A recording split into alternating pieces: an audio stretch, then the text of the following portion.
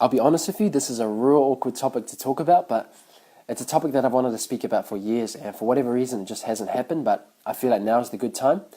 And I want to talk about that topic of sex. Now, specifically sex after marriage, or waiting till marriage, or virgin till marriage, whatever you want to call it. And it's a topic that I believe too many of us as families, or even in some of our cultures or churches, it's like sex is this awkward topic or this taboo subject that we just never get into. And that's a shame to me, because if we as their role models, as their parents or as their family, if we never speak up about this topic, I guarantee you our young people will learn it from places like MTV, internet, Hollywood, and often that version that they'll get is a very distorted version. And so I wanted to speak up about this and kind of bring a different version, if you like. And I'll get straight into it. So I waited till marriage. Now, I didn't wait because I couldn't score. I didn't wait because I never had temptations or opportunities. Like, they were a lot. And I don't say that to boast. I say that because this stuff is so in your face, man. And I didn't even wait because of any like Christian values or anybody preaching the Bible to me. Or it wasn't even because of even anything that my family said. Like, I didn't even recall my parents ever saying that I'm not even allowed a girlfriend. So it was nothing to do with that. The reason why I waited, and it was a decision that I made at a very young age, as a young kid. And I often look back and I think, man, what a deep kid. And it was this.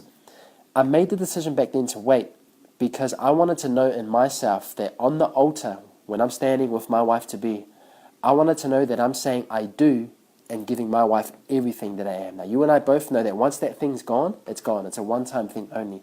And to me, that reason there, that's powerful. Like, there's way more substance to that deep, meaningful decision that I came to as a young person. That's way better than someone just saying you're not allowed to have sex or you're not allowed a boyfriend or girlfriend. Like, it was way more powerful. And I think one thing I learned from that is that young people are very capable of understanding and making deep, powerful decisions. Like, we're not dumb. And I'm my own example of that. Like, I made that decision as a young kid and it worked. I feel like it paid off. So young people know they're capable. I also wanted to say to any young people who have that same desire, like, I know there are many of you who want to wait, and for whatever reason, or actually you may not even know the reason why you're waiting, and I hope that in sharing my reason it'll kind of click for you, help you to see, that's why I'm waiting. I also wanted to speak to the pressures and the peer pressure, because I know what it's like when you have family or even some friends, or friends and some family who, it's almost like they're like, come on bro, get in there, we're doing it, just get in bro, or they look at you weird because you're not doing what they're doing. I wanted to say that you're not alone. I wanted to say that it's possible, and I wanted to say that you can wait. There's other of us out here. I waited. I have friends who are still waiting, and you're not alone. You don't have to do what they're doing. You don't have to just follow what your friends or your peers are doing. You can be yourself. If that's a personal conviction and decision that you've made for yourself, you own it, man, and you back it, and know that there are other people out there like myself who've got your back. You're not alone. I also wanted to speak to parents. Now, I'm a parent myself, so I can speak from this space, and it's to bring awareness, if you like, because I don't think many of us realize how in your face this topic is, man, especially today in the height of technology. Like, sex and pornography it shows up in some of the most odd places and some of the most least expected places. Now, I know that there are some parents who don't want to believe that, and that's fine. I just want to bring awareness to it. And I never want to try and tell parents what to do. I know for myself, with my children, I want to be quite open about this topic, and I want to let them know why Daddy waited.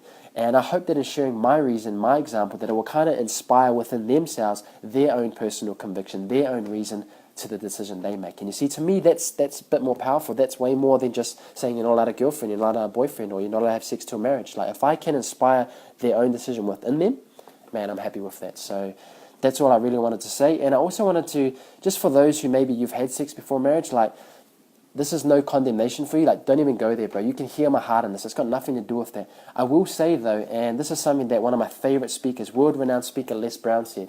He said, if you ever feel bad or remorse about something that you've done in the past, then be joyful, because it shows that you've had a change in conscience. You've had a change or an upgrade in your conscience. You've had a change of heart, and it shows that you're no longer that same person. So if you were presented with that same opportunity, you most likely wouldn't do it again, because it's not who you are today. So main point being, you don't have to condemn yourself. I mean, hey, do you want to wait till marriage again? You can do it. Like, just do it now. So that's all I wanted to say. If you've got any questions or comments, man, please shoot it through. I'd love to hear from you. And, oh, man, I'm glad that's done, because I was pretty nervous. I'm, like, shaking. All right, thanks, guys. I appreciate you.